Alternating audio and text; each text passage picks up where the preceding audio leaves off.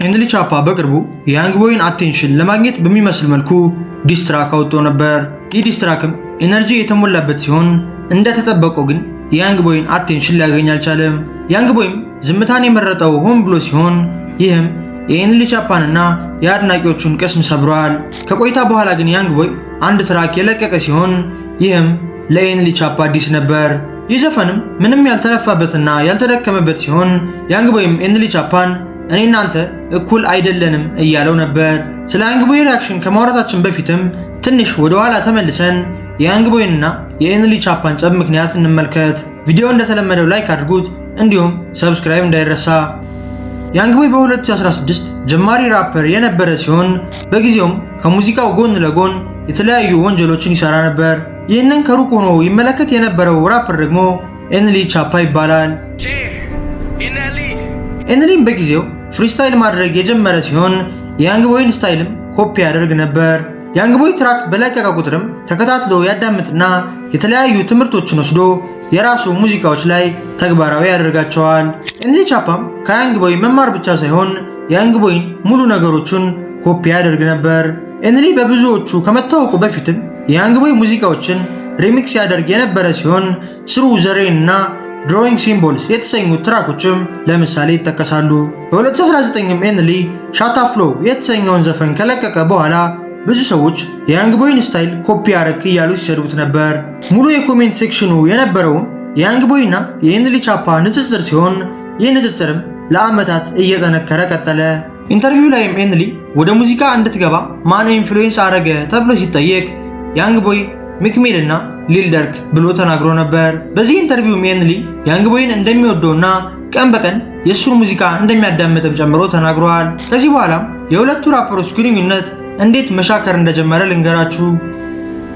ማርች 2019 ላይ ኤንሊ ቻፓ ኢንስታግራም ላይቭ ገብቶ ነበር። የኤንሊ ጓደኞችም ስለ ያንግ ቦይ መጥፎ ነገሮችን ማውራት የጀመሩ ሲሆን ጭራሽ ሙዚቃዎቹ እንደሚያስጠሉና ትክክለኛ ጌንግስተር እንዳልሆነም ሲያወሩ ነበር። በጊዜው እዚህ ላይቭ ስትሪም ላይ 2000 ሰዎች የነበሩ ሲሆን ይህንን የተመለከተው ኤንሊም ጓደኞቹን እንዲረጋጉና ስለ ያንግ ቦይ ማውራት እንዲያቆሙ ይነግራቸዋል። ነገር ግን የኤንሊ ጓደኞች መልእክት ያንግ ቦይ ጋር ደርሶ ነበር። ያንግ ቦይም እንደዚህ አይነት ነገሮችን በዝምታ የማያሳልፍ ሲሆን ወዲያውም የራሱ ኢንስታግራም ላይ ላይቭ ገብቶ ትክክለኛ ጌንግስተር እንደሆንኩ አሳያቸዋለሁ ያለ ሲሆን በዚህም እነ ኤንሊ ቻፓ ደነገጡ። ኢንተርኔት ላይ ያሉ ሰዎችም የያንግ ቦይና የኤንሊ ቻፓ ጸብ በይፋ መጀመሩን ያወቁ ሲሆን የሚደግፉት ራፐር ጎንም ሲቆሙ ነበር። ኤንሊ ቻፓን በጊዜው ለሰሩት ስህተት ይቅርታ ጠይቆ ያንግ ቦይን አሁንም ድረስ እንደሚወደው የተናገረ ቢሆንም ያንግ ቦይ ግን ይህንን ለመቀበል ፈቃደኛ አልነበረም። ጭራሽ ይባስ ብሎ ኤንሊ ቻፓ እንደነ ፍሬዶ ቤንግ ያሉ የያንግ ቦይ ጠላቶች ጋር ሙዚቃ መስራት ሲጀምር ሁሉም ነገር የተቀያየረ ሲሆን ያንግ ቦይም ኤንሊ ቻፓን እንደ ጠላቱ መመልከት ጀመረ። ኤንሊ ቻፓም በግልጽ ባይናገርም እንኳን የሚፈልገውን የራፕ ሳይድ እየመረጠ ነበር። ሁሉም ነገር የሚቀየረውም ጃንዋሪ 2022 ላይ ሲሆን በያንግ ቦይና በሊል ደርክ መካከል የነበረው ጸብም ዓለምን እያመሰ ነበር። በጊዜውም ዲጄ አካዳሚክስ ትዊተር ላይ ኤንቢ ያንግ ቦይን እያሞገሰ ይጽፋል። ሊል ሪስ የተሰኘው የቺካጎ ራፐርና የነ ሊል ደርክ ጓደኛ ደግሞ ለአካዳሚክስ ሪፕላይ አድርጎ ያንግ ቦይ የሰራው የተለየ ነገር የለም ብሎ ይመልሳል። በዚህ መሃልም ኤንሊ ቻፓ ይገባና አይስታም ዛት ብሎ ይጽፋል። ይህም እስማማለሁ ማለት ሲሆን ሙሉ የራፕ ኢንዱስትሪውም በዚህ ጽሑፍ ተገረመ። ከዚህ በኋላም ኤንሊ የቺካጎ ሳይድን የመረጠ ሲሆን ኤንቢ ያንግ ቦይም አይ ኖው የተሰኘ ዲስትራክ ይለቃል። በዚህ ዘፈንም ፌክ ጌንግስተሮችን የተሳደበ ሲሆን ኤንሊንም አርፈ ካልተቀመጥ የኪንግ ቮን እጣ ፈንታ ይደርሳል ብሎታል። በዚህ ጊዜ ቢፍ ከሁለት ራፐሮች ጸብ ወደ ሀገራት የሄደ ሲሆን በሜምፊስ እና በባተን ሩዥ መካከልም ውጥረት ተፈጠረ። ሜምፊስ በጌንግ ቫዮለንስ የምትታወቅ ከተማ ስትሆን በጣም አደገኛ የሆኑ ራፐሮችም እዛ ይገኛሉ። ባተን ሩዥን የሚቆጣጠራት ደግሞ ያንግ ቦይ ሲሆን ብቻውንም አደገኛ የሆኑ የሜምፊስ ራፐሮች ጋር ተፋጠጠ። ከቆይታ በኋላም ኤንሊ ከሊል ደርክ ጋር ኮላብ ማድረግ የቀጠለ ሲሆን ሳያስበውም ዓለማችን ላይ ወዳለው አደገኛው ቢፍ ገባ። እንደዚህ አይነት ምርጫም ትልቅ ዋጋ የሚያስከፍል ሲሆን ከመግባታችሁ በፊትም ደጋግማችሁ ማሰብ አለባችሁ።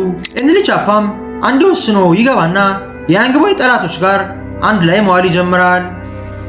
ያንግ ቦይም ይህንን ድርጊት እንደ ክህደት የተመለከተው ሲሆን የሆነ ሰዓት ላይ እወድሃለሁ ሲለው የነበረው ራፐር በድንገት ተገልብጦ ሲሰድበው በጣም ተናዷል። ጉዳዩም ለዓመታት ከቆየ በኋላ ኤንሊ ቻፓ ኬኦ የተሰኘውን ዲስትራኩን ይለቃል።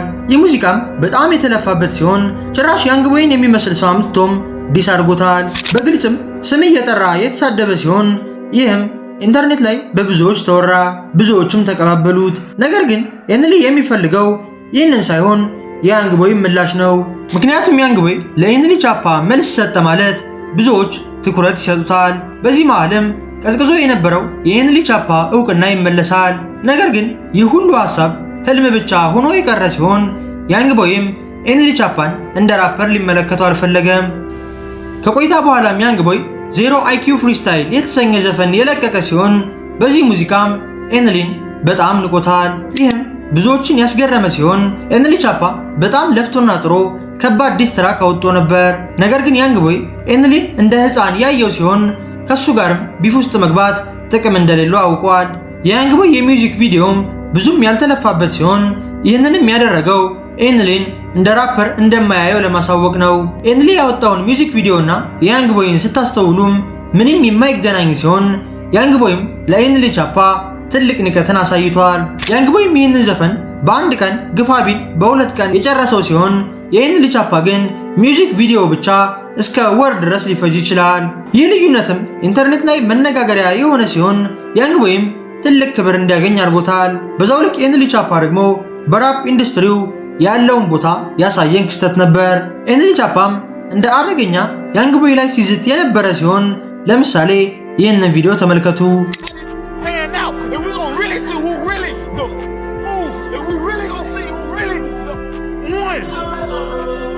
ከዚህ በኋላ ኤንሊ በጣም ለፍቶና ጥሮ ለሰራው ዲስትራክ ያንግ ቦይ በፍሪስታይል ብቻ ሲመልስ ለኤንሊ በጣም ልብ የሚሰብር ሲሆን የሰራውን ስራ በሙሉም ገደል ይከታል።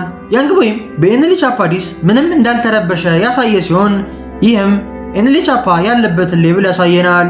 ኤንሊ የጠበቀው የነበረውም ያንግ ቦይ በዲሱ ተናዶ ተዘጋጅቶ እንዲመልስለትና ኢንተርኔት ላይ እንዲወራለት ሲሆን ያንግ ቦይ ግን ቀለል አድርጎ ለኤንሊ ቻፓ ምላሽ ሰጥቷል። ይህ ምላሽም እንደ ስትራቴጂ ሲታይ በጣም አሪፍ ሲሆን አንድ ራፐር ሙሉ አቅሙን አውጥቶ ዲስ ያደርጋችሁ እናንተ ግን ንቃችሁ ስትተዉት በሙዚቃ ዲስ ከማድረግ የበለጠ ከባድ ምላሽ ነው።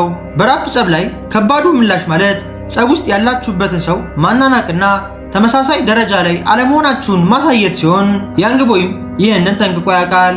ያንግ ቦይ ማለት እንደነ ሊል ድርክና ኪንግ ቮን ካሉ አደገኛ ራፐሮች ጋር ቢፍ ውስጥ የገባ ራፐር በመሆኑ ስለ ቢፍ ብዙ ነገሮችን ያውቃል። በጊዜውም ኤንሊ ቻፓ ጋር ቢፍ ውስጥ የመግባት ጥቅሙ ስላልታየው ኤንሊን በንቀት አልፎታል። ከያንግ ቦይ ወይንም ከኤንሊ ቻፓ የሚመቻችሁን ሙዚቃ ኮሜንት ላይ ጻፉልኝ። በቀጣይ ቪዲዮ እስከምንገናኝ ድረስ ሰላም ሁኑ።